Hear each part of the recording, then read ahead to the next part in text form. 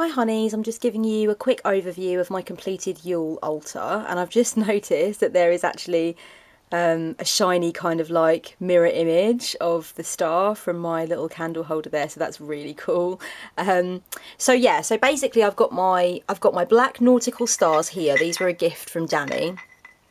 He picked these up for me in Paper Chase the other day. I absolutely love them, and I've got my little heart here as well, and this is kind of just the cover that I have, the material cover that I have behind my altar. And then I've got my amazing shiny reindeer guy. I absolutely love him. I wanted one of these last year, but I had a setup that was slightly different. My setup was really Russian themed last year, and I didn't really have any room left for the reindeer. So but I just love this guy because he's got like shiny shoes, like gorgeous little they look like shoes, you know. His hooves are really glittery, so I really love him, and he's what I would say is the focal point, the kind of centerpiece of my altar. I had this postcard kind of displayed on my Yule altar last year because it just looks really like a decorated tree out in nature, which I love. I've still got my stormwater going on. I will at some point store this away, but I quite like the decorative bottle anyway, so I'm keeping that on the altar.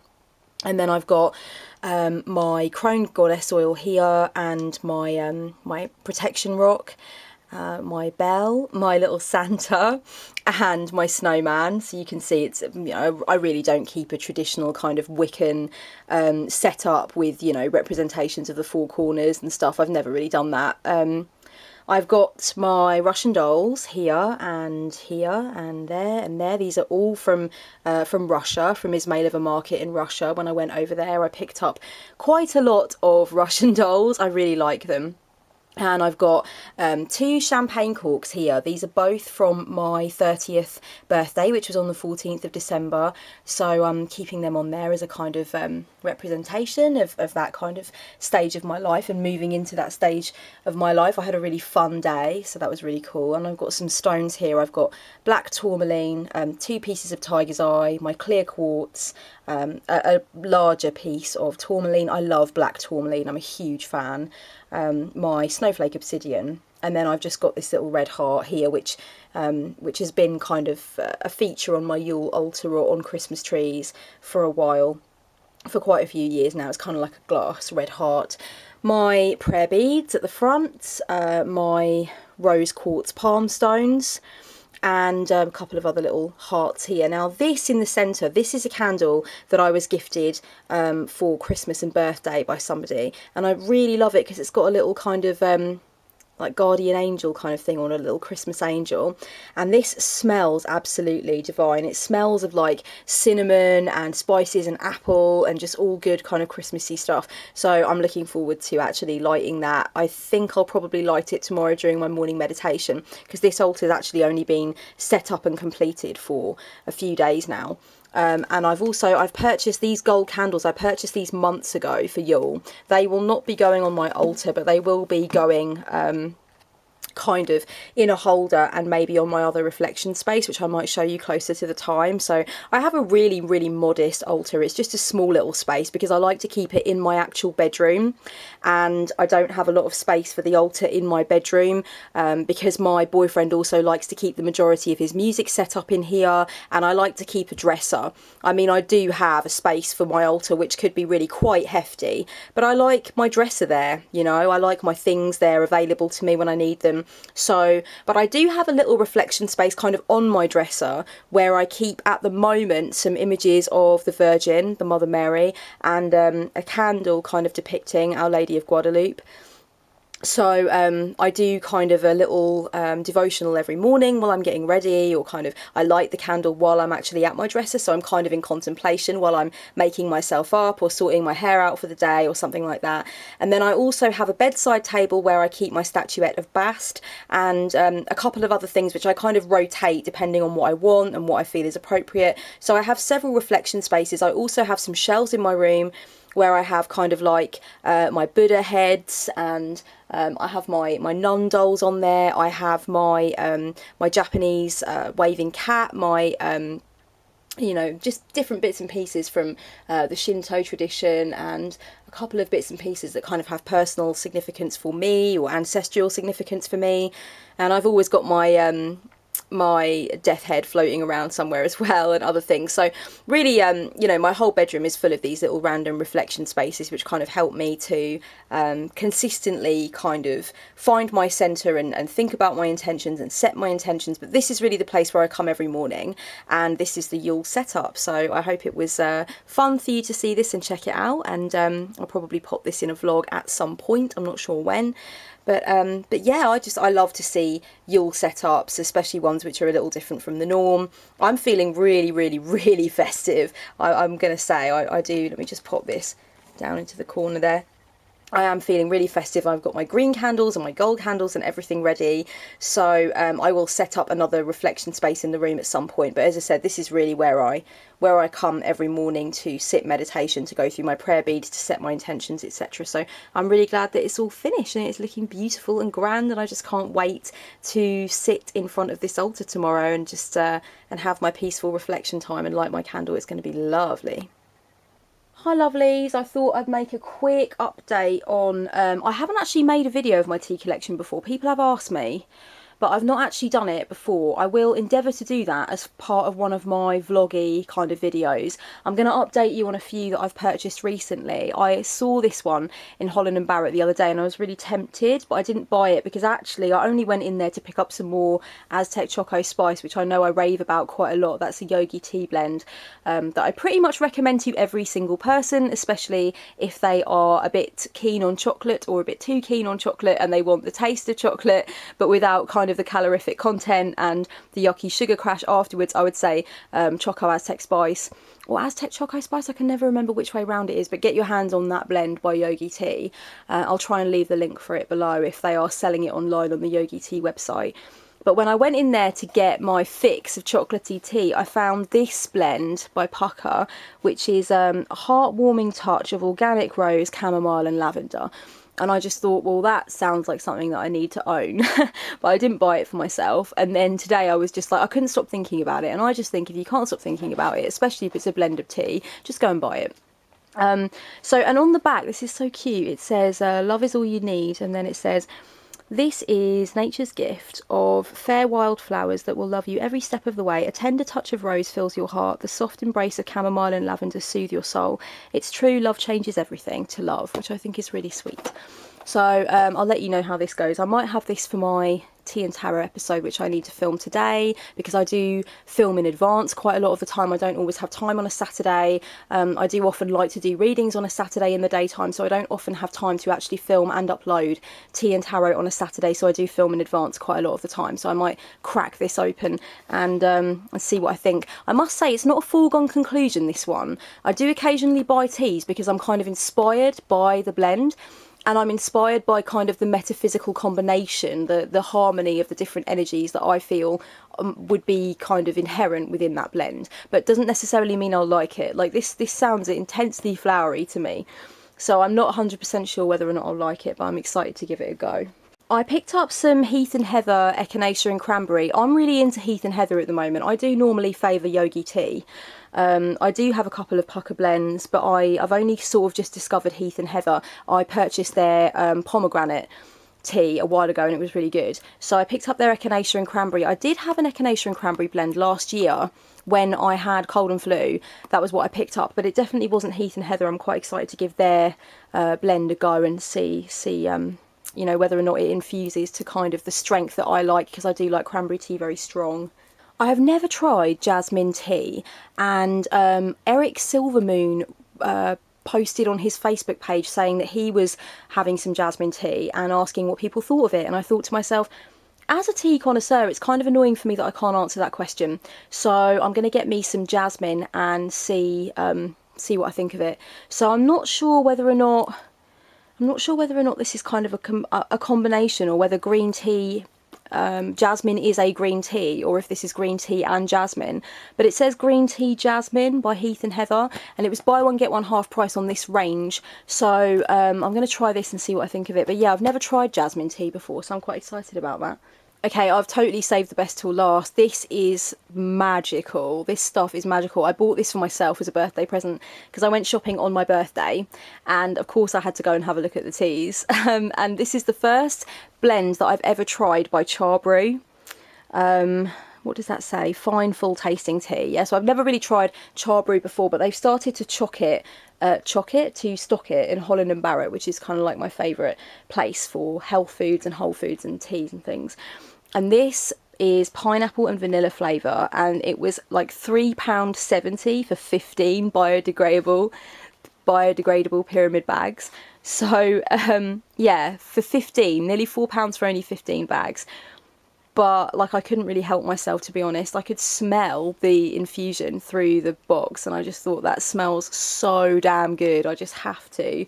And like, I don't know what it is about these particular bags, but like, these are the ones that you get in kind of like cafes and stuff, and they're made really, really well. They're almost like a fine kind of net. They're much less porous, and I think they kind of just allow the infusion to really kind of go for gold. Oh my god, that smells so good. I really wish that we could have smell-o-vision, because you would just absolutely love, I mean, it's just so gorgeous. But yeah, these kind of bags are really awesome. And that's what you would kind of find in, like, if you go to a cafe in England and get yourself a tea, that's the kind of bag that you would see. So they are really good quality, and I've already had a few of them, and they're really, really tasty. Pineapple and vanilla. As soon as I saw that flavour, I was like, oh my gosh, that's just like so decadent, I have to get them. So yeah, no regrets, definitely money well spent. While I'm here and I've got your attention, I just wanted to mention that I picked up some more Nag Champa. I know if you guys have seen me rambling about incense before, you'll know that Nag Champa is kind of a staple for me, and my boyfriend is just as keen on it as I am, so it's pretty much constantly burning. I went to a gig night kind of like last weekend in my town, and there was a woman with a stall that was kind of selling, she was selling bracelets and dream catchers that she'd made, and it was just this really cool, awesome stall with jewellery and things. And my friend asked me if I wanted anything because it was kind of my birthday evening, and I said no, I'm fine. And she said, do you need any incense? And I said, funnily enough, I do actually need some Nag Champa. So she picked me up some more nag, and actually the woman behind the counter said, if you're a bit of a connoisseur with incense, you might want to check out this box that I have under the counter. So it was kind of like this proper shady operation. It was hilarious. So she took this box out, and I said, do you know what, I'm looking for Rainforest by Satya, because my mother has that one and I really like it. And she said, I don't have Rainforest, but I have Patchouli Forest. And I was like, you're speaking my language. So yeah, I purchased Patchouli Forest. Now this is amazing by Satya, this is really good. Now the nag is different to what I normally get. It's still Satya, but it says Super Hit, and it's a different box than what I'm used to. I'm used to the white and blue, that classic Satya box that you always see that has the nag in it. This has like astrological signs on it, which is really, really cool, but I feel the nag isn't quite as potent. It's not as instantly recognisable, and my boyfriend said the same thing. So not 100% sure on this particular blend of nag, but Patchouli Forest is like mesmerising. If you like patchouli and you can get your hands on some of this, I'd definitely recommend giving it a go.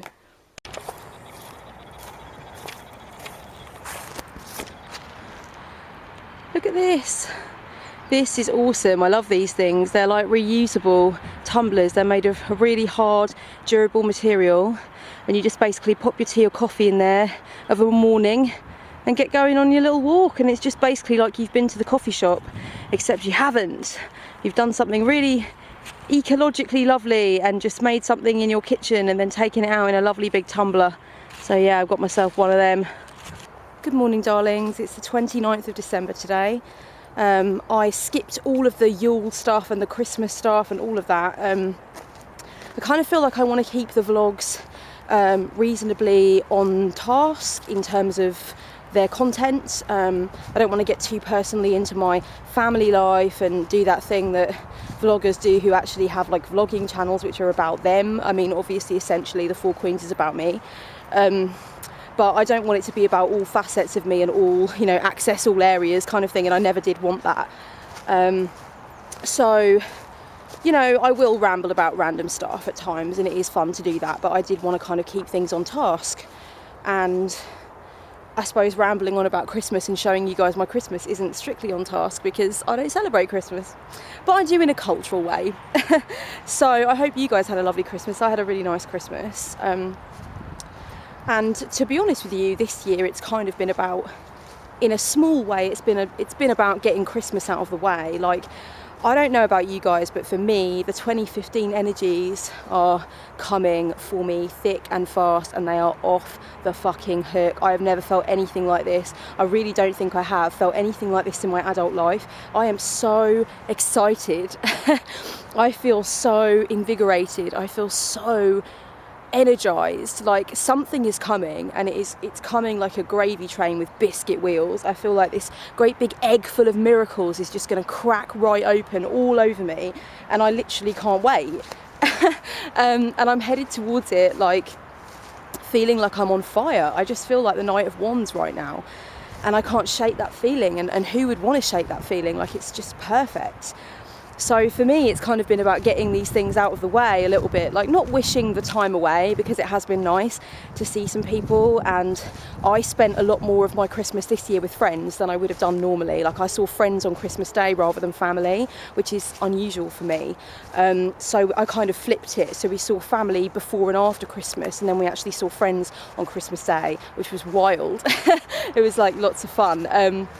So, you know, it was nice, and I didn't wish that time away, but I am so ready for January 2015, you can't imagine. And I've been doing my Leonie Dawson workbook, which has been fantastic. I'm almost finished. I've still got to do the oracle card reading for myself, which I was going to do a forecast anyway. So I'm going to do one for business and one for life. I don't know if for those of you who've got the Leonie Dawson Life and Biz workbook, I know that in the workbook she says that you should do one oracle card reading to forecast for the 12 months. But I think I'm actually going to do one for work and one for life. So that's an idea if you guys are maybe on the verge of doing your oracle card readings and thinking about what you want to do, etc. And I think I'm going to use Psychic Tarot Oracle for the Heart by John Holland, because I mean, that really just is an oracle for the heart. It's a perfect title for it, because that's exactly what it is. It totally fills my heart up.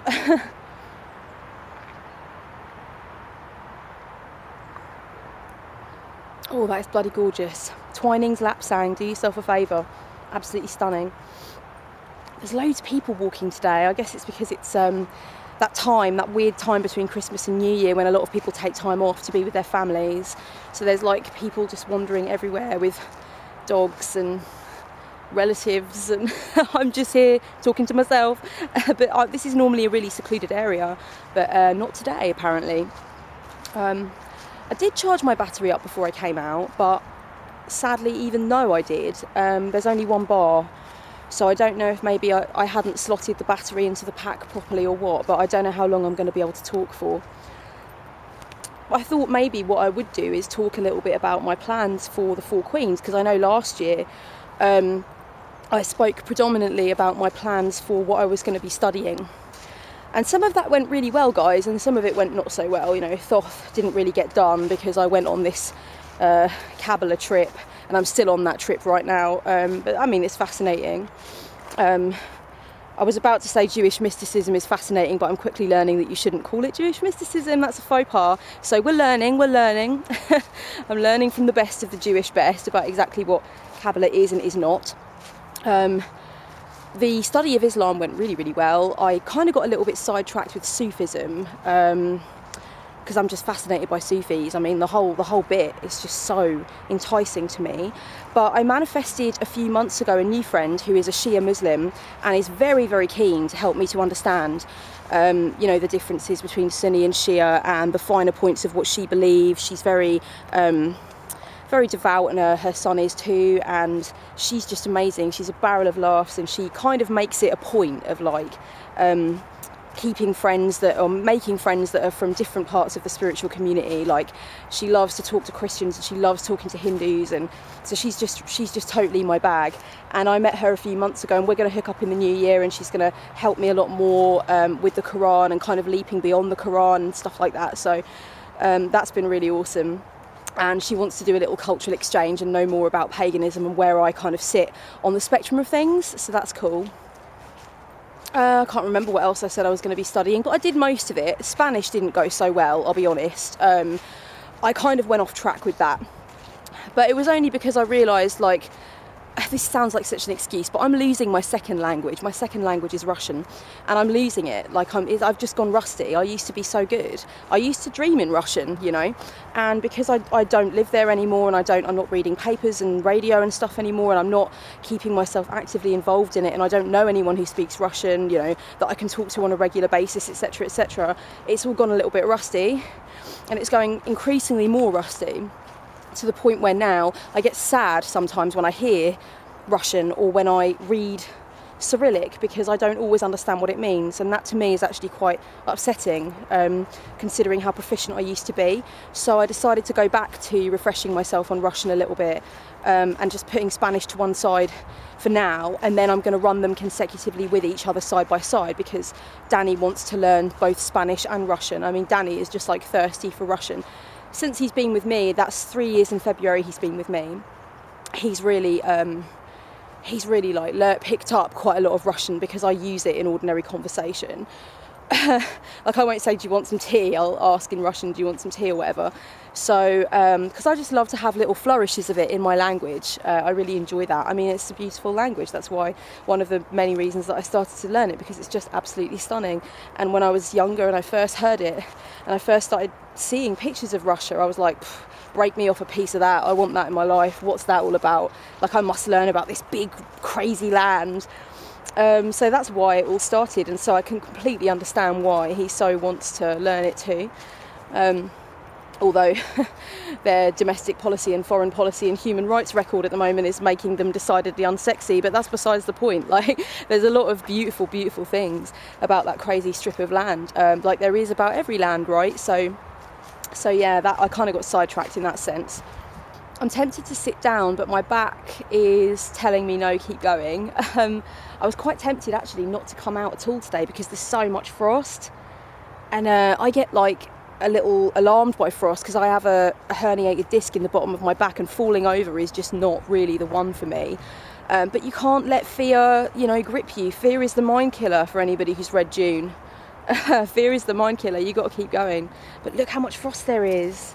It's so sparkly. Oh, I don't think you can see the sparkles, but it's so sparkly. Oh, it's like Tiffany's all over the ground. Beautiful. Mother Nature has definitely got her bling on this morning. Okay, so the Four Queens. Let's move swiftly on. So the Four Queens, yeah. So for me, the Four Queens started as a blog, a tarot blog, pure and simple. That was all it was in the beginning. I wanted to write about tarot in a way that was fresh and exciting, and kind of like lent itself to the kind of language that I like to use. And it was by no means the first blog that was doing that, as I discovered later. Like, there's one blog called, I think it's called 78 Whispers. I mean, that one's really good. I think that's the one I mean, where she just riffs every day, you know, about a tarot card. It's just like fabulous. There are so many blogs nowadays doing that kind of thing as well. Like, I love the way Carrie from Happy Fish Tarot writes about tarot. Like, get some of that in your system. I love the way she writes about tarot. Ashes and Wine. Do you know what? I'm going to do a tarot, like, bloggers and vloggers recommendations type thing in a vlog at some point, because there's so much tarot treasure that you guys probably aren't aware of and need to be aware of, like, with immediate effect. There's so many awesome people out there doing the tarot thing. So yeah, it was by no means like, you know, original or whatever, but I started doing that because I just wanted to kind of heighten my own sense of what tarot is all about, and get to grips with new theories that I was exploring, and kind of record my own learning. And then when I wanted to start a YouTube channel, quite a few months later, I always say it was like 6 to 8 months later, but I'm really not sure. I decided to just keep the Four Queens. It made sense, because I thought I was mostly going to be talking about tarot anyway. And since then, it's completely evolved. You know, the whole concept of the Four Queens has evolved. Like, although I love tarot, and tarot is always going to be a staple part of what I talk about, and, you know, I'm never not going to talk about tarot. Like, I adore it, and I want to continue to teach it, and continue to have a dialogue about it, and continue to develop my own understanding of, you know, its usefulness and its place in our psyche at this time.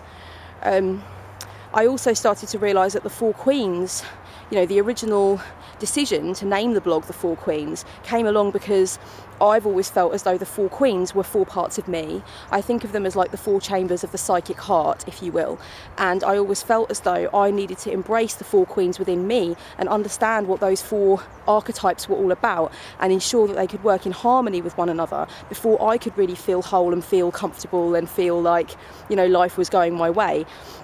And even now I still see things in terms of like, oh, you know, the Queen of Cups is in the driver's seat for me right now, but I feel like it's in an unconscious way, like I need to kind of pull her up into consciousness, or oh, I feel like, you know, I need to bring the Queen of Swords into this situation, like I'm leading too much from the heart, where's the Queen of Swords? Like, I do think of myself as those four parts quite often. I find that those four archetypes are really accessible and useful to me, and I can clearly see when one of my queens is missing or when one of them is underdeveloped in a certain situation. So, you know, and I had like little challenges with regard to that, like the Queen of Pentacles, for example. She was the most difficult queen for me. She really was. She did not come easily to me. The Queen of Wands and the Queen of Swords have always been with me. Like, I was born with those archetypes right on the surface, available for me to grasp at any point. But the Queen of Pentacles and the Queen of Cups, I've had my difficulties with those queens and I've had to journey with them. And that's been interesting for me too. So the four queens is so cool because they're the four archetypes that I feel kind of make up me, in a sense. I mean, all archetypes are available to you and all archetypes can be grasped and understood. They're all like inbuilt into the collective unconscious from which you drink with your own roots, you know, with the roots of your personal unconscious. They all go down to the roots of the big tree, if you will. But I think the four queens for me are four really easy, verifiable, comfortable archetypes that I've been working with since I started working with tarot. I've tried to see facets of them in myself and I've tried to find them within myself when I need to troubleshoot problems. And that's why I have a tarot reading on the shop called The Four Queens, is because I think that's a really valuable lesson for other people to learn and a valuable exercise for other people to partake in as well. So when I realised that the Four Queens was clearly branching out beyond tarot and was becoming kind of an analysis of spirituality and how to be free in spirituality, and also witchcraft, chaos magic, and various themes like that. I was talking about meditation, I was talking about emotional healing and that kind of thing. With regard to my own journey with like self-harm and eating disorders, and then that came into it, and so it really started to branch out and it started to become something so much bigger than tarot. And I was upset for a while that the name The Four Queens was kind of clinging around my neck, because I thought, you know, I'd prefer to just have the channel be called Kellyanne Maddox and have the website kellyannemaddox.com. And then I thought to myself, no, you chose The Four Queens for a reason. You chose that name for a reason. And you need to own it, you need to bring it up to speed with where you are now, and that's why I changed my header and stuff, so that I picked those four words to go underneath the title to kind of express that, like, the Four Queens are these four different facets of me, and I will bring these four different facets of me to what I do with the Four Queens. And let me be clear, I don't think about the Four Queens as a business first and foremost, and I never have. I think of it as overall a creative aspect of myself. I think of it as one kind of big, like, ongoing, unravelling, undeniably expansive, creative and artistic project, which of course is going to bring abundance to it because it's genuine and it's joyful and it's authentic and it's big and it's full of love. And, you know, you can't disconnect abundance from that kind of energy. Like, it will come and it will be part of it and it will become an even greater part of it. Like, you know, it will be more and more and more how I receive my financial recompense in this life. But that's not kind of like overly engineered, and that's not something that I worry about particularly, and it's not something that I think is unnatural. I think it's completely natural because the energy of the Four Queens is abundant, and therefore it will attract abundance. Like, I am constantly thinking about what I'm going to do next with the Four Queens, what I'm going to teach next, what videos I could make, what blog posts I could write, you know, what free e-guide can I create, what kind of collage can I create to go with it, like, what kind of discussions can I have.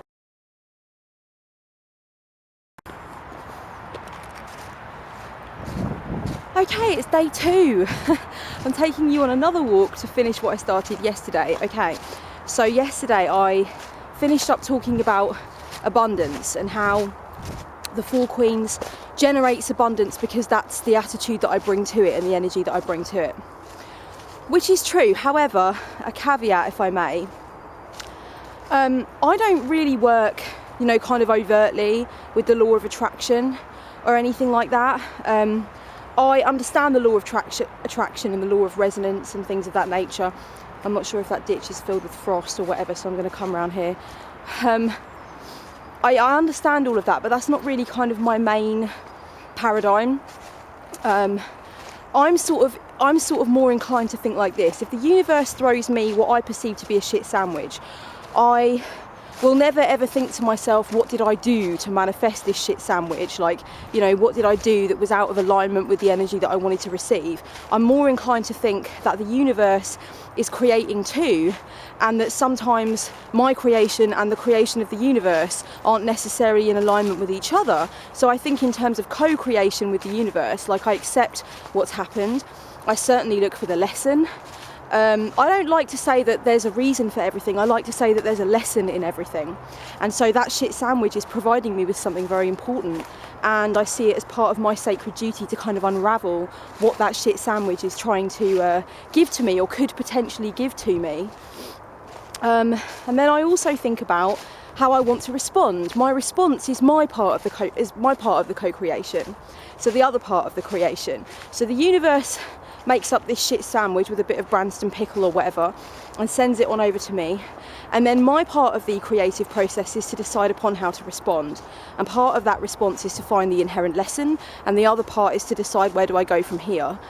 I kind of feel like the law of attraction falls into a lot of nutty territory, whereby I understand what a lot of people are trying to say about it, and I appreciate what they're trying to say about it, but I think a lot of people get upset by this notion that, like, if you get cancer it's because you had this bad energy or you didn't address your past, or if you get raped or stabbed, then, you know, same thing, like, what were you doing to manifest that energy?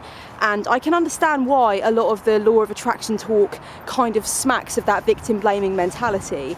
And, you know, for me, I don't think that all people that speak about the law of attraction think this way by any means, but I'm trying to explain that, you know, a lot of the rhetoric does kind of lend itself to that idea, and I can understand why a lot of people don't like that idea and don't vibe with that idea. Because for me, the law of attraction is about divine order. The idea that there's a divine order in the universe. And for me, I believe that chaos is divine too, that chaos is just the other side of the coin, and that chaos is kind of almost more where I feel comfortable recognising divinity in a sense. It's where I pick up on it most, it's where I pluck it out of the ether most. And so I believe that order and chaos are essentially one, they're two different faces on the same body. And so for me, like, you know, the law of attraction, okay, fair enough, but I feel like that's just one interpretation of what's happening, and sometimes things happen that seem to be completely out of alignment with any energy that we've put into them, but actually that doesn't really matter. We have to recognise that cosmos is doing its thing too, and that we're just like a tiny particle, a tiny drop in the big river of consciousness, if you will. So our duty is to co-create, not to kind of bring everything into alignment with our divine plan, if you see what I mean, as individuals. So bringing back to what I was talking about abundance, what I wanted to say was, I'm not stating that purely because I give a lot to the Four Queens and I produce a lot for the Four Queens and I kind of give of myself within the realm of the Four Queens has made me abundant or has brought financial abundance to me. I'm not trying to say that. It's definitely more complicated than that. However, you know, I will concede that through a lot of my life I've recognised that if I bring a certain attitude to something and a certain energy to something, certain results do manifest. And that's why people are so keen on the idea of the law of attraction, because they've realised this truth too. Is this truth absolute? I don't think so. Does this truth carry over into all things at all times? I don't think so. Do I think that the law of attraction and ideas like it are frustrating people endlessly for this reason? Yes, I do. Because I think we've not yet come to the conclusion that chaos is also divine. But that's a big discussion. But either way, I would say, yeah, I'm not just simplifying it, boiling it down to the idea that because I give, to the Four Queens gives to me. But that is a big part of it, and I don't have any problem saying that. I mean, the Four Queens, obviously there's a part of it that is a business. Obviously there's a part of it that is a creative pursuit. Obviously there's a part of it that is kind of recording my life and sharing my life. There are different facets to it. And what I kind of want to make clear to you guys is that none of those facets is the all. They're all faces on one diamond. And for me, the Four Queens has grown into this incredible like being of its own right, I think. And it is where I pour all of my creative energy. It's the receptacle for my creative self. It's become that way. I mean, it's not just, videos and blog posts now. It's like writing for other places and making collage to go on my blog and creating e-guides with collage in them. And like, I'm just thinking about so many different ways that I can do it. I've written an ebook, and then I started a SoundCloud account so I could do some excerpts of the ebook. And now I'm thinking, okay, now podcast, like how can I play with that? How can I put my creative essence into that format and play with that and enjoy that? So for me, the Four Queens is essentially like delicious, delirious, creative fun. It's this egg full of creative majesty that I just keep cracking over a bowl day after day and frying up. And, I didn't realise, when I first realised that the whole vibe of the Four Queens was changing and it wasn't just going to be about tarot, I worried. And then I thought to myself, why can't the Four Queens just be everything that you want it to be? Why don't you stop categorising? Why don't you see the divinity in chaos and just have it, however you want it? When you wake up in the morning, what do you want to do? Do you want to create a course about chaos magic? Do you want to, what do you want to do? Just do that and be one with that process. And so that's what I've been learning to do, and it's been incredibly fruitful for me, creatively, spiritually, emotionally, financially. It has been very fruitful for me. And, this is part of the reason that I did the blog post for Global Entrepreneurs Week and why I do business mentoring sessions now for people, is because people were kind of coming to me and saying, how do you do something which is in alignment with your soul's purpose, that does kind of make your soul sing and make it into a financially lucrative prospect for you? Like, how do you do that? And how do you manage to look like you're having so much fun while you do it? And I want to talk to people about that, because I love the idea that other people are trying to do that too, and that they see me kind of succeeding in that way, and going forth with it and just riding it. And I love the fact that they want to hash it out with me, because I want people to have that if that's what they want. If somebody is really harbouring this huge creative desire and they can really see it, they hold the high vision in their mind, but they're just not sure, which actionable steps to take, I can take them there. I want to go there with them. I want to help them out as much as I possibly can do, because that kind of thing excites me. That's what I love to do too, and I love to see it come together, and I want other people to see it come together for them if that's what they truly want.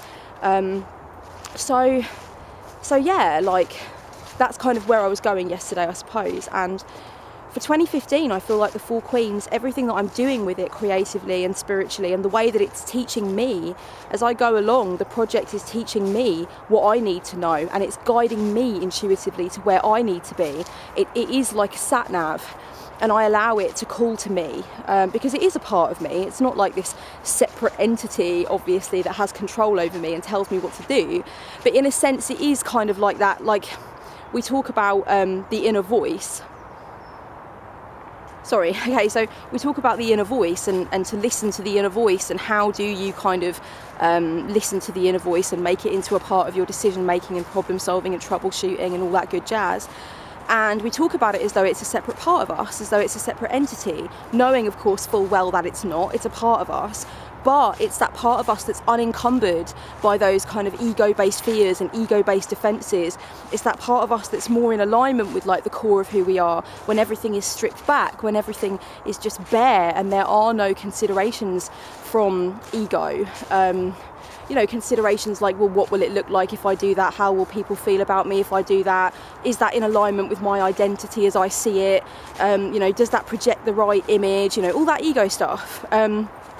If we strip that back and we really take the decision to that soul level, that's the inner voice. And that's why we talk about it like it's a different part of us, because actually it's that part of us that's quite difficult to get down to, or to get into, or, you know, to slip into. So, you know, I really think that a lot of other things are the same way. The Four Queens is a part of me. It's not like this separate entity, but it feels as though it has a life of its own, and it feels like I have to grant it access to the space it needs and to the resources that it needs to do its thing. So I kind of just clear the path and I just see what it wants to do next.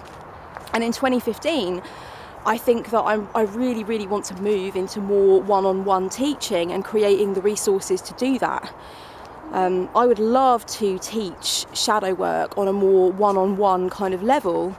I've realised with abundant clarity that it's a big part of my journey, and that teaching self-love is a big part of my journey. And I personally feel that shadow work is one of the bravest and most courageous acts of self-love, no matter what way you look at it, you know. It's wanting to embrace yourself whole and not leave any part of yourself behind. I think that's so self-loving.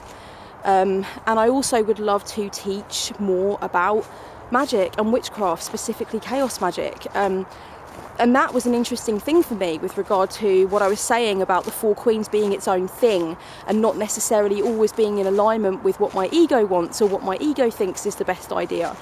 Because a long time ago, when I first was asked to discuss chaos magic on the channel and give opinions about chaos magic and whatnot, I said no, and I kind of consistently said no for quite some time, because I said, and actually in a way this is true and I still think it's true, you can't teach chaos magic. You can't teach chaos magic in some kind of linear structure.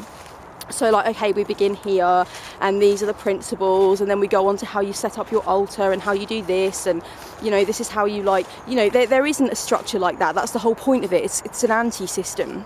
It's become a tradition through the passing of time, and you couldn't deny that. It has become a tradition. It has taken on certain characteristics of a tradition. However, that's through no fault of its own. That's just through the passing of time and through the emergence of the idea of chaos magic as this solidified kind of concept. Of course it's going to feel like a tradition. Of course it's going to have that vibe to it. But that's not something that chaos magic itself ever asked for. Chaos magic has always been a filthy little urchin, a rebel, a magical rebel on the fringes, on the parameters, you know. And that's kind of how it's always stayed. It's not really been fucked with too much by the passing of time. But it does make it a little easier to kind of at least explain what the starting point is and what the principles are. You know, people have written that stuff down for us. And there's what one would call a general consensus, which is another thing that comes from the passing of time. So what I think is that really how to teach chaos magic is obviously not to teach the linear structure and the format and the rules of it, because there is none of that stuff really. There are principles, but even the principles themselves are defined largely by the fact that they deplore dogma.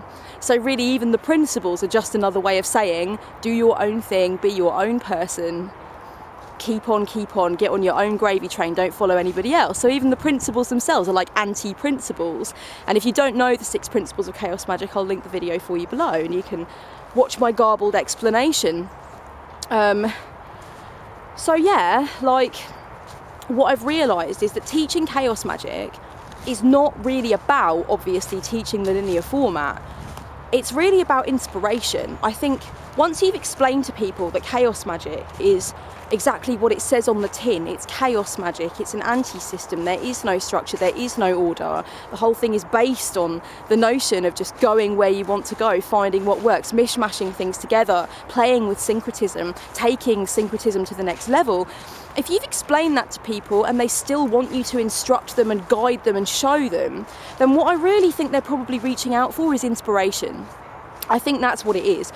I think that one of my callings with the Four Queens that I'm really surprised by, but that has kind of happened, I'm not that surprised by it anymore, but I was at first, was that people who are afraid to own their sense of spiritual autonomy are coming to me and wanting me to guide them. they're either asking me in private messages, like, how do I kind of release the witch within and let go of all this Christian stuff that I was raised with, or, you know, how can I kind of let go of the idea that my family won't understand what I want to do and just do what I want to do regardless. How do you kind of find the freedom to go beyond Wicca and just kind of throw caution to the wind and ride that pink magical unicorn off into the astral, you know? And I love those questions, like, I dig those questions. I think it's really cool that people want to reach that next plateau of spiritual autonomy and then just fucking leap off of it. Just leap off of it. Like, the freedom that I experience every day of my life from believing that I'm entitled to do that is majestic. So my thinking is this, I think a lot of people just want to be inspired to go beyond. I think they want to know what the options are for going beyond in magic and witchcraft.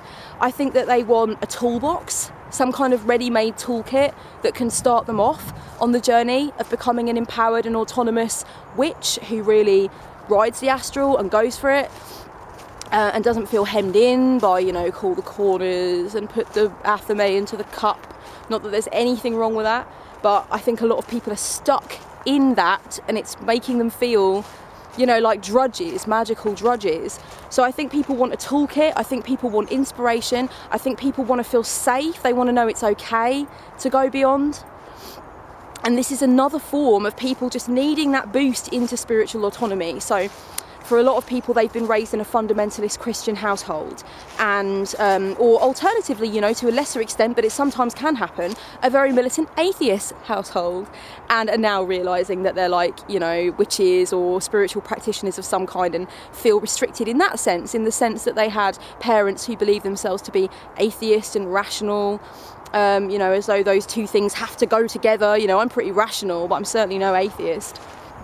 So yeah, so I think, you know, conversely, that can be an issue as well. But whatever it is, normally it's conditioning and programming from the past that has made people suffer this delusion and hide inside this trap of thinking that they can't have what they want spiritually, or they don't even know where to begin to have what they want. They don't know how to design a practice that works for them, that's useful for them. And I have counselled, at this point, hundreds of people through this dilemma with my counselling sessions and tarot readings, and I love it. I feel that it is clearly part of my calling and part of my life's work to help people to craft a path for them that speaks to them, that makes their soul sing, you know, every single day.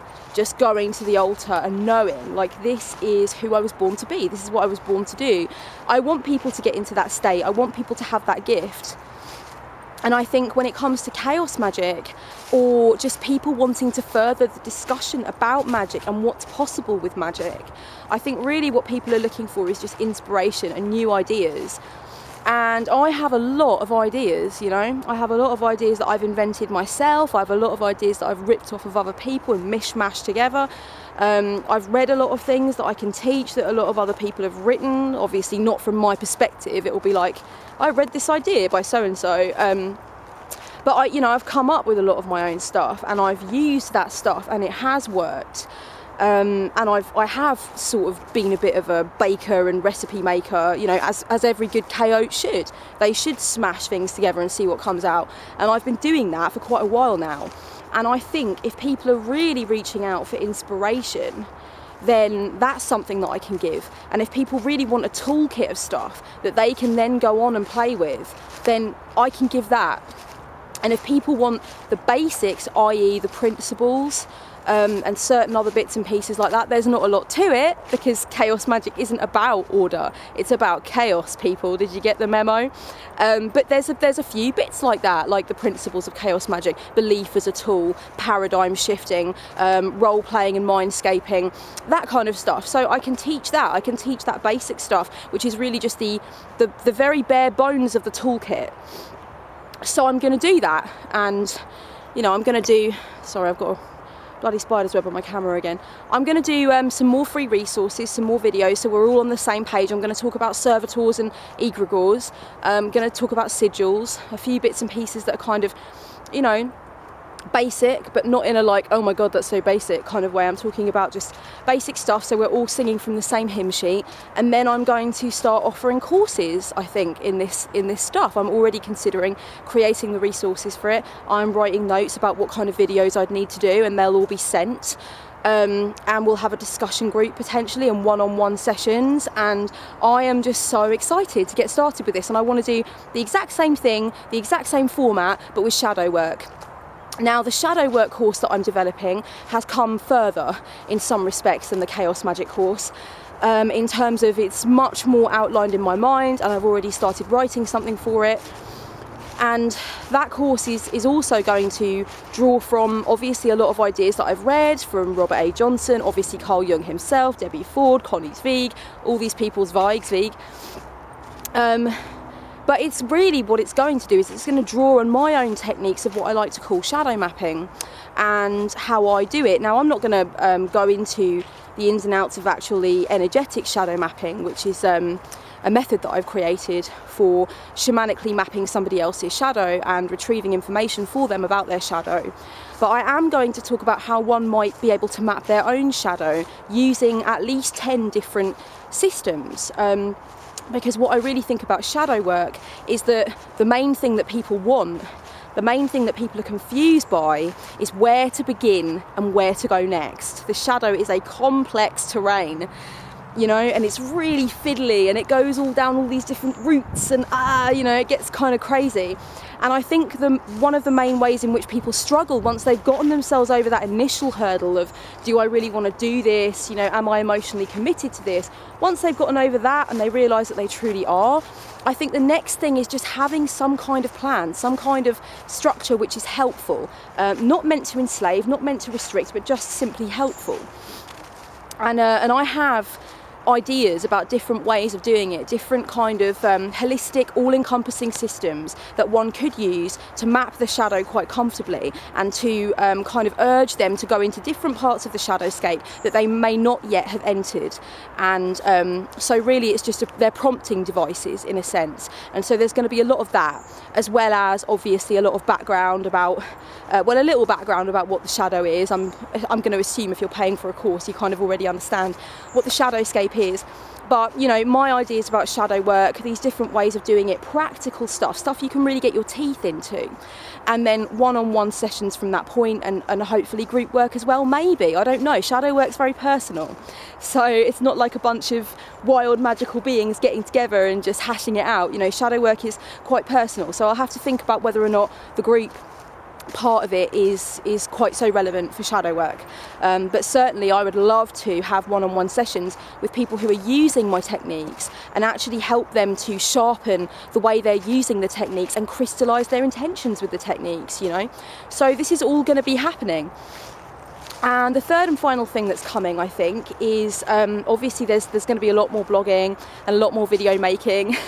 I'm so excited. Can you feel my energy? It's palpable, isn't it? Like, God, I love the Four Queens. It's got tentacles, and they're just like writhing around and trying to get into everything. Like, so exciting, and a bit creepy. That sounded a bit creepy. But yeah, the third and final thing that I think I'm going to be doing is some kind of subscription service per se. I'm not keen on that wording. But essentially what I would like to do is to create more video resources and other things which you can kind of opt into on some level. Now, this is really, really exciting for me because I'm so prolific. Hang on a second, I need to switch arms. I'm more prolific than I've ever been in my natural life. You know what it was with me? I've always been full to brimming with stuff that I want to do, stuff that I want to make, you know, all that good jazz. But I needed to get out of my own way, and this is a problem for so many people. It's scary to put something into the world, isn't it? Like, perfectionism, I think, was eating me up. And what I realised, and what I've tried to help other people to see, with some of my videos and my Skype sessions and stuff with clients, is that actually like people that procrastinate are often actually, they're just perfectionists. There's a link, they're really closely related. Like I always just thought that I was lazy, that I just couldn't get it together to do what I wanted to do, but actually that wasn't true at all. That was not true at all. What was happening was I was scared to bring the vision into reality, for a whole host of different reasons, like other people looking at it, it not looking the same as it does in the brochure, you know, the brochure of what's in my mind, all of that stuff. It was that was holding me back, and once I got out of my own way, I haven't been able to stop since.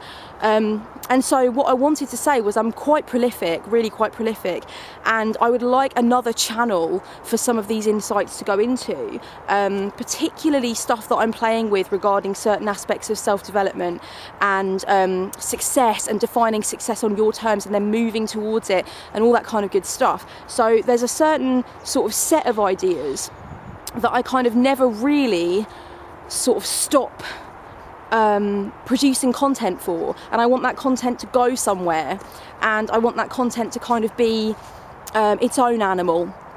So I'm going to be looking into that too. So, you know, all in all, it's exciting, and the universe gave me some very, very clear signs this year.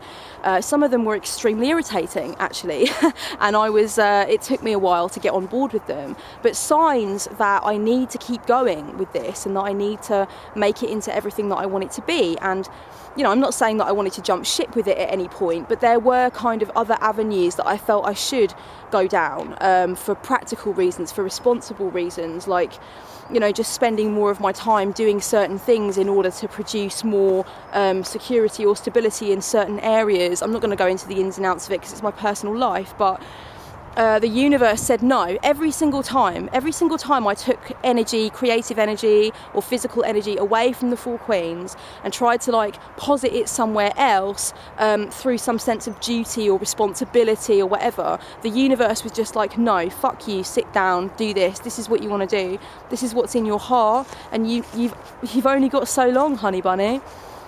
You know, there may be many other lifetimes, I don't know, but I've only got one as Kellyanne Maddox, and this is what I want to be doing in this lifetime. This is what I want to do while I'm here, and I feel the urgency, and to ignore that urgency is to die a little death inside, and I really think my soul was ready to hear that.